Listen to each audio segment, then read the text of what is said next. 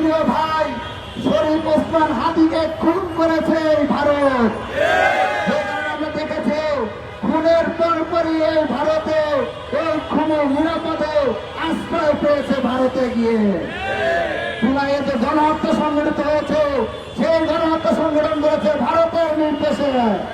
আমরা দেখেছি প্রণয় ভার্মার সাথে গোপন বৈঠকের কথা প্রকাশ হয়েছে, যেখানে প্রণয় ভার্মা বাংলাদেশে গণহত্যা চালানোর নির্দেশ দিয়েছিল। সুতরাং ভারত বাংলাদেশের প্রতি একের পর এক বাংলাদেশের জন্য থ্রেট, যে সকল সন্ত্রাসী রয়েছে তাদেরকে আশ্রয় দিয়ে সেখান থেকে অবৈধভাবে অস্ত্র ঢুকিয়ে বাংলাদেশকে অস্থিতিশীল করার পায়তারা করছে। আপনারা দেখেছেন ইতিমধ্যে অনেক জায়গা থেকে অবৈধ অস্ত্র উদ্ধার হয়েছে, আপনারা দেখেন নাই? নির্বাচনকে কেন্দ্র করে বাংলাদেশে অস্ত্র সাপ্লাই দিয়েছে কারা?